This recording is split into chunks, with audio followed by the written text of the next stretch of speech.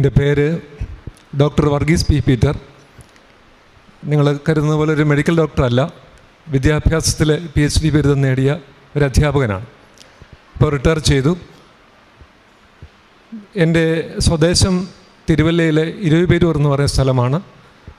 ഞാനും തിരുവല്ല മലങ്കര കത്തോലിക്ക സഭയുടെ തിരുവല്ല അതിരൂപതയിലെ ഇരുവിപേരൂർ ഇടവക അംഗമാണ്. 2019 ഡിസംബർ 28-ാം തീയതിയാണ് ഇവിടെ ആദ്യമായി ഉടമ്പടി എടുക്കുന്നത്.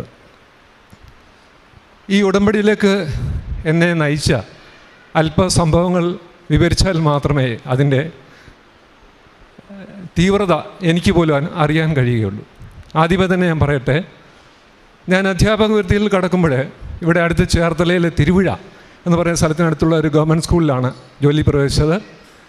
അതിനുശേഷം നിരീശ്വരവാദ പ്രസ്ഥാനവുമായി ബന്ധപ്പെട്ട സംഘടനകളിലെ ഏറ്റവും സജീവ പ്രവർത്തകനായിരുന്നു. ഇവിടെ കലവൂര് ഒരു തിയേറ്റർ ഉണ്ടായിരുന്നു. ആ തിയേറ്ററിലെ പഴയ ഒരു പ്രസിദ്ധമായ നാടകമാണ് ക്രിസ്തുവിൻ്റെ 6-ാം തിരുമുറിവ്. ഇത് കാണുന്നതിന് വേണ്ടി ഞങ്ങൾ സംഘടിതമായി വന്ന് ഇവിടെ കണ്ട് മടങ്ങിപ്പോവുക, പിന്നീട് ഇത്തരം സംഘടനാ പ്രവർത്തനങ്ങൾ സജീവമായി നിലനിൽക്കുക എന്നുള്ളതായിരുന്നു എൻ്റെ സ്ഥിതി. ഇത് ഏകദേശം 1985-ലാണ്. ആ സമയത്ത് 87 ആയപ്പോൾ എനിക്ക് വിവാഹാലോചന വന്നു. എൻ്റെ വിവാഹ പങ്കാളിയായി വന്ന ആൾ എൻ്റെ വിപരീത സ്വഭാവക്കാരിയായിരുന്നു. പൂർണ്ണമായ ദൈവഭക്തിയുള്ള ഒരു വനിതയായിരുന്നു. അവൾ പ്രാർത്ഥിക്കും, ഞാൻ പ്രാർത്ഥനയിൽ പങ്കുകൊള്ളും, പക്ഷേ എൻ്റെ ഉള്ളിലൊരു കഴമ്പുമില്ല. വളരെ ആഴത്തുള്ള പ്രാർത്ഥനക്കാരിയാണ്. അവൾ മിക്കവാറും എല്ലാ യാമങ്ങളിലും പ്രാർത്ഥിക്കുമായിരുന്നു. അധ്യാപിക കൂടിയാണ്. രാത്രിയിലൊക്കെ തീവ്രമായ പ്രാർത്ഥനയാണ്. ജപമാലയൊക്കെ ഏറ്റവും ഭംഗിയായി ചൊല്ലുന്നയാളാണ്. പക്ഷേ ഞാനിതൊക്കെ ഒരു നിരീശ്വരവാദി എങ്ങനെയായിരിക്കും ഒരു കാര്യത്തെ സമീപിക്കുക, ആ ഒരു ശൈലിയായിരുന്നു എൻ്റെ. പക്ഷേ അവൾ എനിക്ക് വേണ്ടി പ്രാർത്ഥിക്കുന്നുണ്ടായിരുന്നു. അപ്പോൾ ഞാൻ സാധാരണ ഒരു അധ്യാപകനായിട്ട് കയറിയെങ്കിലും പിന്നീട് എനിക്ക് തുടർ പഠനങ്ങളൊക്കെ പലതും നടത്തി. ഈ പഠനങ്ങളൊക്കെ നല്ല വിജയം കൈവരിക്കാനായിട്ട് കഴിഞ്ഞു. ഏകദേശം 2013 ആയപ്പോഴേ എനിക്ക് ഡോക്ടറേറ്റ് ബിരുദം കിട്ടി. അതും എൻ്റെ ഭാര്യയുടെ ശ്രമമാണ്. കാര്യം ഭയങ്കര പ്രാർത്ഥനയാണ്. എനിക്ക് വലിയ വിശ്വാസമില്ല. പക്ഷേ എന്നിട്ട് പോലും എനിക്ക് തീവ്രമായൊരു വിശ്വാസത്തിലേക്ക് കടന്നു വരാനായിട്ട് എപ്പോഴും തോന്നിയില്ല. 2014 തന്നെ എനിക്ക് സംസ്ഥാന അധ്യാപക അവാർഡും അതേ വർഷം തന്നെ ദേശീയ അധ്യാപക അവാർഡും ലഭിച്ചു.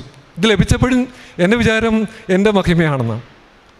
പക്ഷേങ്കിൽ ഈ സമയത്താണ് ദൈവം എന്നെ പിടികൂടുന്നത്. കാര്യം എൻ്റെ ഭാര്യയിൽ നിരന്തരമായി ഒന്നിനു പുറകെ ഒന്നായി രോഗം വരാൻ തുടങ്ങി. ആ രോഗത്തിൽ ഇന്നിപ്പോൾ എൻ്റെ കൂടെ ഇവിടെ വരേണ്ടതാണ്, ആളവിടെ ബെഡ് റെസ്റ്റാണ്, വരാൻ പറ്റുകയില്ല. കാര്യം വ്യത്യസ്തങ്ങളായ രോഗങ്ങളാണ് അവൾ അനുഭവിക്കുന്നത്. ഇപ്പോൾ ഏറ്റവും ഒടുവിലായിട്ട് കണ്ടെത്തിയിരിക്കുന്ന ഒരു മാർഗം, ഒരു പ്രത്യേകത, ആമാശയത്തിൽ അൾസർ രൂപം കൊണ്ടിരിക്കുകയാണ്. ആ അൾസർ ബയോപ്സിക്ക് എടുത്തിട്ടുണ്ട്. തീരെ വയ്യ, ഭക്ഷണം കഴിക്കാനേ പറ്റുകയില്ല. ഇങ്ങനെയുള്ളൊരു പ്രത്യേക സാഹചര്യത്തിൽ ആളിങ്ങനെ വരുന്നൊരു സ്ഥിതിയാണ്. അപ്പോൾ എന്നോട് ഈ 2017 ആയപ്പോൾ ഞാൻ പെൻഷനായി, അവളും പെൻഷനായി. ആ സമയത്ത് എന്നോട് ചോദിച്ചു, കൃപാസനത്തെ പറ്റി ഞാൻ യൂട്യൂബിലൊക്കെ കേൾക്കുന്നുണ്ട്, നമുക്കവിടെ പോയി ഒരു ഉടമ്പടി വെച്ചാൽ എന്താണ് എന്ന്. പക്ഷേ എൻ്റെ മനസ്സ് സാവകാശം മാറി ചിന്തിച്ചു തുടങ്ങി. അങ്ങനെ അതിൻ്റെ ഭാഗമായിട്ട് ഭാര്യയും ഞാനും മകനും കൂടി ഇവിടെ വന്നു. പിന്നീട് 2018 ഡിസംബർ 28-ാം തീയതി ഞാൻ തന്നെ വന്ന് ഉടമ്പടി വെച്ചു. ആ ഉടമ്പടിയിൽ 6 കാര്യങ്ങളാണ് ഞാൻ എഴുതി വച്ചിരുന്നത്. തീർച്ചയായിട്ടും അതിൽ 3 കാര്യങ്ങൾ കർത്താവ് എനിക്ക് തന്നു എന്നുള്ളത് വലിയ അനുഗ്രഹമായി കരുതി. ഞാൻ അതേപ്പറ്റി പറയാം. അതുകൂടാതെ അതിൽ രേഖപ്പെടുത്താതിരുന്ന 2 കാര്യങ്ങൾ കൂടി പ്രത്യേകമായി ലഭിക്കുകയും ചെയ്തു. ഞാൻ ഇത് ഉടമ്പടിക്ക് ശേഷം ബൈബിൾ ഇങ്ങനെ വായിക്കുമ്പോൾ എന്നെ സ്വാധീനിച്ച ഒരു വാക്യം അതിനകത്ത് എനിക്ക് ലഭിക്കുകയുണ്ടായി. അതിൽ വിശുദ്ധ യാക്കോബിൻ്റെ ലേഖനം 1-ാം അധ്യായം 7-ാം വാക്യമാണ്. അതിലിങ്ങനെ പറയുന്നുണ്ട്, നമ്മൾ സംശയമനസ്കനും എല്ലായ്പ്പോഴും നമ്മുടെ ചഞ്ചല ഹൃദയസ്ഥനുമായ ഒരുത്തനെ ഒരു കാലത്തും ദൈവത്തിൻ്റെ കൃപ ലഭിക്കുമെന്ന് കരുതേണ്ടതില്ല. അപ്പോൾ അതിൻ്റെ അർത്ഥം, എനിക്ക് കൃപയിലേക്ക് ഞാൻ കടന്നു വരണമെങ്കിൽ എൻ്റെ ഈ ചാഞ്ചല്യം, എൻ്റെ ഈ മനസ്സിൻ്റെ അവസ്ഥയിൽ ഞാൻ മാറിയേ പറ്റൂ എന്നുള്ള ഒരു പൂർണ്ണ ബോധ്യം എന്നിലേക്ക് സാവകാശം കടന്നു വരികയാണ്. ഞങ്ങൾ പിന്നീട് കൃത്യമായിട്ടും അവളുടെ പ്രാർത്ഥനയുടെ ഫലം തന്നെയാണ്. ഞങ്ങൾ കൃത്യമായിട്ടും നമ്മുടെ ഈ കൃപാസനത്തിലെ ഉടമ്പടിക്ക് അനുസൃതമായ ഒരു ജീവിതത്തിലേക്ക് ഞാൻ വരികയാണ്. പരിപൂർണമായിട്ടും ആ ഒരു തരത്തിലേക്ക് വന്നു. അവിടെ എന്താണോ പറയുന്നത് അവയെല്ലാം തന്നെ നമ്മുടെ കൃപാസനം, പത്രത്തിൻ്റെ വിതരണം, പിന്നെ സാധുക്കൾ, രോഗികളെ പോയി കാണൽ, ഇങ്ങനെയുള്ള എല്ലാ വ്യത്യസ്തങ്ങളായ പ്രവർത്തനങ്ങളിൽ വളരെ സജീവമായിട്ട് പതുക്കെ പങ്കെടുക്കാനായിട്ട് തുടങ്ങി. ഇങ്ങനെ എടുത്തു തുടങ്ങിയപ്പോഴാണ് ഈ കൃപാസനത്തിൽ വെച്ച ഉടമ്പടിയുടെ തീവ്രത കൂടെ ഞാൻ മനസ്സിലാക്കുന്നത്. ആ തീവ്രത എന്താണെന്ന് അറിയാമോ? ഉടമ്പടി എന്ന വാക്കിന് അർത്ഥം എഗ്രിമെൻ്റ് എന്നാണ്. ഈ എഗ്രിമെൻ്റ് നമ്മളെല്ലാം നേരത്തെ തന്നെ ചെയ്യുന്നതാണ്. കാര്യം മാമോദിസ ലഭിച്ചപ്പോൾ നമ്മൾ പറയുന്നുണ്ട് 10 കൽപ്പനകളൊക്കെ നമ്മൾ പാലിക്കേണ്ടവരാണ്. അത് നമ്മൾ മനസ്സാ ചെയ്യേണ്ടതാണ്. പക്ഷേ പാപിയായ മനുഷ്യൻ അതിൻ്റെ സാഹചര്യങ്ങൾക്കനുസരിച്ച് പുതിയ പാപത്തിലേക്ക് വീഴുകയും നമ്മൾ സ്വാഭാവികമായിട്ട് കുമ്പസാരിക്കുന്നു, വീണ്ടും പാപത്തിലേക്ക് പോകുന്നു. ഈ ഒരു അവസ്ഥയിലേക്കാണ്. പക്ഷേ ഇവിടെ ഒന്ന് ഉടമ്പടി എടുത്തപ്പോൾ എനിക്ക് തോന്നിയ ഒരു വലിയ അനുഭവം ഇതാണ്. ഇവിടെ എടുത്ത ഉടമ്പടി കൃപാസനത്തിൽ വെച്ചാണ് എടുത്തതെങ്കിലും ഞാൻ എടുത്തിരിക്കുന്നത് കർത്താവുമായിട്ടാണ്. കർത്താവുമായിട്ടുള്ള ഉടമ്പടി ഞാൻ പാലിക്കപ്പെടാൻ നിർബന്ധിതനാവുകയും അതിനനുസൃതമായി എൻ്റെ ജീവിതത്തെ നയിക്കുവാനും മാറ്റിയെടുക്കുവാനും എനിക്ക് കഴിഞ്ഞു എന്നുള്ളതാണ് എൻ്റെ ഏറ്റവും വലിയ പ്രത്യേകത. ഇനി ഞാൻ എൻ്റെ അനുഗ്രഹങ്ങളിലേക്ക് വരാം. കൃപയാണ് എനിക്ക് കൂടുതലുണ്ടായത്. അനുഗ്രഹങ്ങൾ പ്രധാനമായിട്ടും ഒന്നാണ്. അതിലൊന്ന്, എൻ്റെ മകനും മരുമകളും ഇംഗ്ലണ്ടിലെ ലെസ്റ്ററിലെ, അവൾ നേഴ്സാണ്. അവന് PR കിട്ടിയിരുന്നുകൊണ്ട് മകൻ സഹിതം, അവൻ്റെ കുഞ്ഞു സഹിതം അവിടേക്ക് ചെന്നു. അപ്പോൾ ആ സമയത്ത് നിങ്ങൾക്കറിയാം 2020 ഒക്കെ ആയപ്പോഴത്തേക്ക് കോവിഡ് വ്യാപകമായി. അപ്പോൾ ഇവന് ഒരു സ്ഥിരം ജോലിക്ക് വേണ്ടി ശ്രമിക്കുന്നുണ്ടായിരുന്നു. പക്ഷേ ആ തിരക്കിനിടയിൽ അത് കിട്ടുമെന്ന് തോന്നിയില്ല. പക്ഷെ ഞാനിവിടെ വെച്ചിരുന്ന ഉടമ്പടിയിലെ മൂന്നാമത്തെ ആവശ്യം അതായിരുന്നു, എൻ്റെ മകന് അവിടെ ഒരു ജോലി ലഭിക്കണമെന്നുള്ളത്. എൻ്റെ സഹോദരങ്ങളെ, ഏതാണ്ട് ആ കോവിഡിൻ്റെ കാലഘട്ടത്തിൽ തന്നെ അവിടുത്തെ ഒരു MNC, ഒരു മൾട്ടിനാഷണൽ കമ്പനി അവനെ ജോലിക്ക് വിളിക്കുകയും ആ ജോലിയിൽ അവനെ സാവകാശം സ്ഥിരപ്പെടുത്തുകയും ചെയ്തു. ആ സമയത്ത് മറ്റു പ്രത്യേകത, കോവിഡ് മൂലം കുറേ പേരെയൊക്കെ പുറത്തേക്ക് വിട്ടെങ്കിലും അവനോട് പറഞ്ഞു, അവൻ്റെ സബ്ജക്റ്റ് കമ്പ്യൂട്ടർ സയൻസ് ആയിരുന്നു, അതിൽ BTechഉം MBAയും ഉണ്ടായിരുന്നു, പിന്നെ അതിൽ എക്സ്പെർട്ടായിരുന്നുകൊണ്ട് അവർ പുറത്തു വിടാതെ തുടർന്നോളാൻ പറഞ്ഞു. ഇപ്പോൾ സ്ഥിരപ്പെടുത്തുകയും ചെയ്തിരിക്കുകയാണ്. അതാണ് എനിക്ക് ലഭിച്ച ആദ്യത്തെ അനുഗ്രഹം. രണ്ടാമത്തെ വലിയൊരു പ്രത്യേകത, അവൻ എന്നോട് പറഞ്ഞു, അച്ഛാ, ഞങ്ങൾക്ക് നല്ല രീതിയിൽ ഹോസ്പിറ്റലിനടുത്ത് താമസിക്കാൻ ഒരു സ്ഥലം കിട്ടുന്നില്ല, എന്താണ് ചെയ്യേണ്ടതെന്ന് പറഞ്ഞു. ഞാനപ്പോൾ പറഞ്ഞു, മോനെ, നീ ഒരു കാര്യം ചെയ്യ്, കൃപാസനത്തിൻ്റെ ലൈറ്റ് കാൻഡിൽ എന്ന് പറയുന്ന ഒരു നല്ല സമീപന രീതിയുണ്ട്, നിനക്കത് ചെയ്യാൻ പറ്റും. ഞാൻ അവന് ആ വിശദീകരണം കൊടുത്തു. അവൻ ലൈറ്റ് കാൻഡിൽ വെച്ചിട്ട് 10ാം ദിവസമായപ്പോൾ അവന് താമസിക്കാൻ പര്യാപ്തമായ ഒരു വീടും സൗകര്യം കൂടെ ഹോസ്പിറ്റലിനടുത്ത് തന്നെ കിട്ടി. ഇതാണ് രണ്ടാമത് ലഭിച്ചവ. ഇനി ചില കൃപകളാണ് ഇതിലേക്കുണ്ടായത്. ആ കൃപ എന്ന് പറയുന്നത്, ഒന്ന്, ഞാൻ നിങ്ങളോട് പറഞ്ഞ എൻ്റെ കൂട്ടത്തിൽ ഈ നിരീശ്വരവാദത്തിലൊക്കെ നിന്നുകൊണ്ട് ഇൻ്റർനെറ്റൊക്കെ ഞാൻ ഏറ്റവും അധികം ദുരുപയോഗം ചെയ്ത വ്യക്തിയാണ്. അപ്പോൾ ഇൻ്റർനെറ്റിൻ്റെ ദുരുപയോഗം വളരെ ശക്തമായതുകൊണ്ട് അതിൽ കാണുന്ന പ്രത്യേകതകളെപ്പറ്റി നമ്മൾ പ്രത്യേകം പറയേണ്ടതില്ല. അവയെല്ലാം ശക്തമായിട്ട് കാണുകയും ഭാര്യ ചിലപ്പോൾ കണ്ടുപിടിച്ചിട്ടുണ്ട്. അപ്പോൾ എന്നോട് വന്ന് സങ്കടപ്പെട്ടിട്ടുണ്ട്. അപ്പോൾ ഈ ഉടമ്പടി വെച്ച ശേഷം ഞാനെടുത്ത തീരുമാനം, ഇനി അത് പാടില്ല. സത്യമായിട്ട് പറയട്ടെ, അന്ന് ഉടമ്പടി വെച്ച ശേഷം ഇപ്പോൾ വരെയും ഈ ദുരുപയോഗത്തെ പരിപൂർണമായിട്ട് എന്നിൽ മാറ്റുന്നുള്ള കൃപ കർത്താവ് എനിക്ക് തന്നു. അത് ഞാൻ ഉള്ള എല്ലാവിധ നന്ദിയും കർത്താവിൻ്റെ പേരിൽ ഇവിടെ അർപ്പിക്കുകയാണ്. മാത്രമല്ല, ഞാനും ഭാര്യയും കൂടെ ചേർന്ന് ഞങ്ങൾ ദൈവവചന പ്രഘോഷണത്തിനായി ഒരു വീഡിയോ ചാനൽ പോലും തുടങ്ങാൻ ഞങ്ങൾക്ക് പറ്റിയിട്ടുണ്ട്. ഹിസ് വോയിസ് എന്നാണ് ആ ചാനലിൻ്റെ പേര്. ഇന്നിപ്പോൾ 25ാമത്തെ എപ്പിസോഡ് ഈ ബുധനാഴ്ച ഞങ്ങൾ അപ്ലോഡ് ചെയ്യുന്നതാണ്. ഏറ്റവും മനോഹരമായി ഈ കാര്യങ്ങൾ ചെയ്യുവാൻ, എന്ന് പറഞ്ഞാൽ ഇൻ്റർനെറ്റിനെ ഏറ്റവും പോസിറ്റീവായി യൂസ് ചെയ്യുവാനായിട്ട് ഞങ്ങൾക്ക് കഴിഞ്ഞു എന്നുള്ളതാണ് ഞങ്ങളുടെ മറ്റൊരു വലിയ പ്രത്യേകത. മൂന്നാമത്തെ മറ്റൊരു കൃപ എന്ന് പറയുന്നത്, ഞങ്ങൾക്ക് വളരെ അങ്ങോട്ടും ഇങ്ങോട്ടുമുള്ള വിശ്വാസത്തിലും സ്നേഹത്തിലുമൊക്കെ ആഴത്തിൽ വർദ്ധിപ്പിക്കുന്നതിന് ഞാൻ എഴുതി വെച്ചിരുന്നു. ഞങ്ങൾക്ക് അതിനുള്ള കൃപ ലഭിക്കണമെന്ന് പറഞ്ഞിരുന്നു.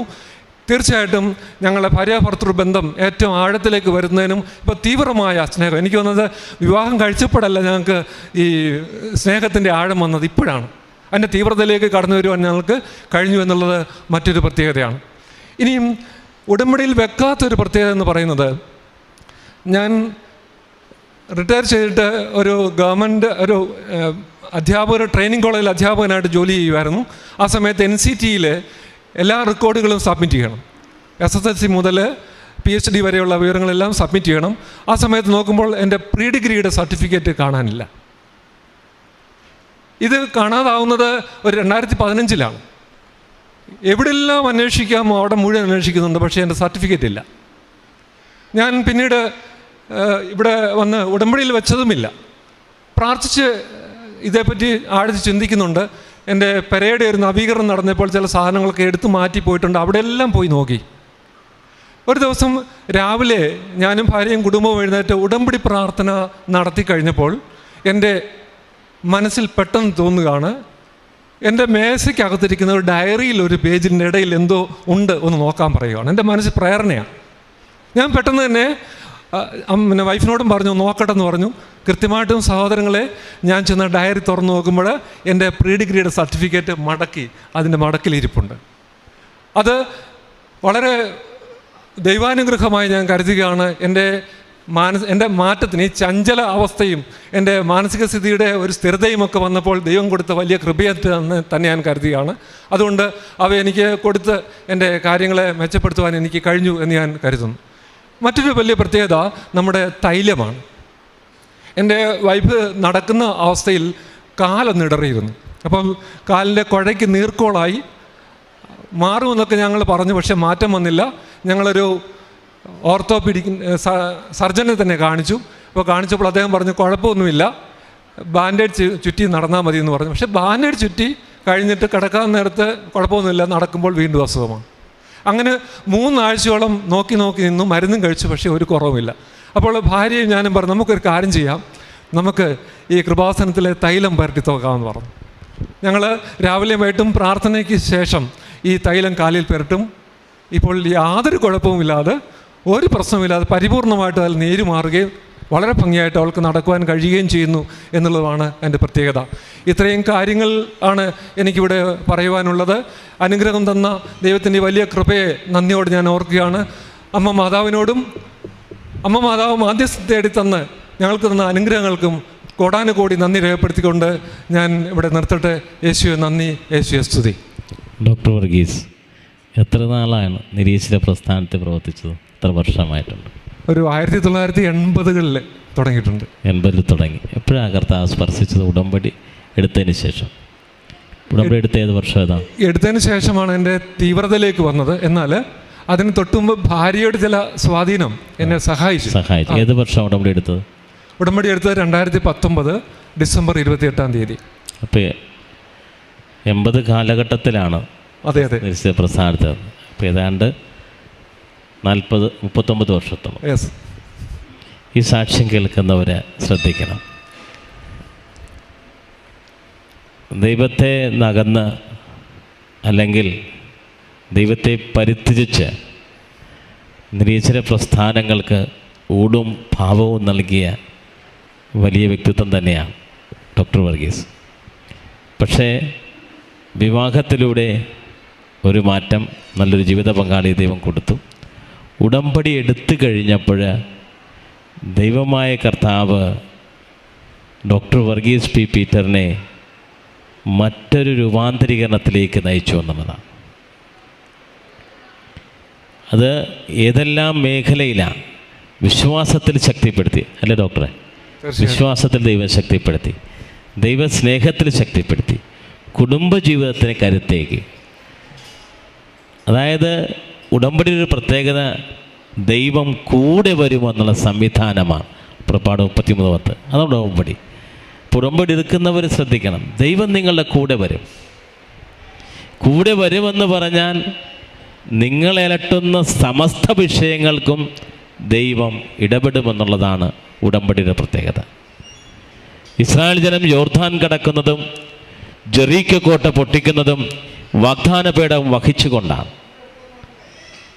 വാഗ്ദാന പേടകം വഹിച്ചുകൊണ്ട് ജെറീക്കോ കോട്ടയ്ക്ക് ചുറ്റും നടന്നിട്ട് പുരോഹിതൻ വാഗ്ദാന പേടകം ഉയർത്തിപ്പിടിക്കുമ്പോഴാണ് ജെറീക്കോ കോട്ട തകർന്നടിഞ്ഞ് വീഴുന്നത്. യോർദാൻ നദിയിലൂടെ വാഗ്ദാന പേടകം വഹിച്ചുകൊണ്ട് പോകുമ്പോഴാണ് വെള്ളം ഭിത്തി പോലെ ഈ സ്ഥലങ്ങളിലേക്ക് മാറി നിൽക്കുന്നത്. 39 വർഷമായ നിരീശ്വര പ്രസ്ഥാനത്തിന് ശക്തിയായിരുന്ന ഡോക്ടർ പീറ്ററിനെ ദൈവത്തിൻ്റെ പരിശുദ്ധാത്മാവ് അത്ഭുതകരമായി ഇടപെട്ടത് ഉടമ്പടി എന്ന് പറയുന്ന ദൈവത്തിൻ്റെ ശക്തിയിലൂടെയാണ്. അതിലൂടെ ദൈവം മാറ്റിമറിക്കുകയാണ്. ജീവിതത്തെ മുഴുവൻ പുനഃക്രമീകരിക്കുകയാണ്. ജീവിതത്തെ മുഴുവനും ദൈവം മറ്റൊരു ദിശയിലേക്ക് നയിക്കുകയാണ്. ദൈവത്തിലേക്ക് അടുപ്പിച്ചു എന്നുള്ളതാണ്. ഇൻ്റർനെറ്റിന് അടിമയായിരുന്നു പറഞ്ഞു, പക്ഷേ ഇൻ്റർനെറ്റ് പോസിറ്റീവായിട്ട് ഉപയോഗിക്കാൻ, അതും ദൈവ സുവിശേഷ പ്രഘോഷത്തിനായിട്ട് ഉപയോഗിക്കാൻ ദൈവം മാറ്റിമറിച്ചു. മകന് മൾട്ടിനാഷണൽ കമ്പനിയിൽ ജോലി കൊടുത്തനുസരിച്ച്, അതും light a candle prayer request ഇട്ട് എത്ര ദിവസം കഴിഞ്ഞാണ് അത് ലഭിച്ചത്? 10 ദിവസത്തിനുള്ളിൽ കിട്ടി. 10 ദിവസമാണ്. Light a candle prayer request ഇട്ട് വെബ്സൈറ്റ് തിരിതെളിച്ച് പ്രാർത്ഥിക്കുന്ന ദൈവം കൊടുത്ത കൃപയുടെ വാതിലാണ് light a candle prayer request. അതിട്ട് കഴിഞ്ഞ് 10 ദിവസം കഴിഞ്ഞപ്പോൾ തന്നെ ദൈവം ഇടപെടുകയാണ്. അതുപോലെ തന്നെ മറ്റൊന്നെനിക്ക് പറഞ്ഞത്, ഭാര്യയും ഭർത്താവുമായിട്ടുള്ള ബന്ധം അത് ശക്തിപ്പെട്ടു, അല്ലേ? കൂടുതൽ ആഴത്തിലേക്ക് വന്നു. അങ്ങനെ പിന്നെ സർട്ടിഫിക്കറ്റ് മിസ്സായപ്പോൾ പരിശുദ്ധാത്മാവാണ് അത് ഇന്നടുത്തിരിപ്പണമെന്ന് ബോധ്യം കൊടുക്കുന്നത്. ദൈവത്തിൻ്റെ പരിശുദ്ധാത്മാവാണ്. പരിശുദ്ധാത്മാവ് കടന്നു വരുമ്പോഴാണ് ഈ ശക്തി പ്രാപിക്കുന്നത്. കാരണം ഉടമ്പടി പ്രാർത്ഥന പരിശുദ്ധാത്മ കേന്ദ്രീകൃതമാണ്. ബൈബിളിൻ്റെ സമ്പൂർണ്ണതയാണ്, ദൈവശാസ്ത്രത്തിൻ്റെ പൂർണ്ണതയാണ്. അതുകൊണ്ട് ഉടമ്പടി എടുക്കുന്നവർക്കെല്ലാം ദൈവത്തിൻ്റെ കൃപ അനർഘളമായി പെരുമഴ പോലെ ലഭിച്ചുകൊണ്ടിരിക്കുകയാണ്. അതാണ് ഡോക്ടർ വർഗീസിനെ ദൈവം ശക്തിപ്പെടുത്തിയതും വിശുദ്ധീകരിച്ചതും പുനഃക്രമീകരിച്ചതും കർത്താവിനെ സ്വന്തമാക്കി മാറ്റിയതും ഉടമ്പടിയാണ്. ഈ സാക്ഷ്യം കേൾക്കുന്നവർ നിങ്ങളുടെ ജീവിതം നിങ്ങളുടെ മക്കളെ സമർപ്പിക്കണം. ഇങ്ങനെ വിശ്വാസം മന്ദീഭവിച്ചിട്ടുള്ളവർ, വിശ്വാസം അകന്നു പോയിട്ടുള്ളവർ, ദൈവത്തെ മറന്ന് ജീവിക്കുന്നവർ, ദൈവത്തെ ത്യജിക്കുന്നവരെല്ലാം ഈ സാക്ഷ്യത്തോട് ചേർത്ത് നിങ്ങളുടെ നിയോഗങ്ങളും ദുരിതങ്ങളും സമർപ്പിച്ച് പ്രാർത്ഥിക്കണം. ദൈവം ഡോക്ടർ വർഗീസിനെ ശക്തിപ്പെടുത്തി അതേ ദൈവത്തിൻ്റെ ശക്തി നിങ്ങളെയും ശക്തിപ്പെടുത്തും. ലൂക്ക 1:49 ദൈവം ശക്തനാണ്, വൻ കാര്യങ്ങൾ കൊണ്ട് നിങ്ങളുടെ ജീവിതത്തെ സമർത്ഥീകരിക്കും.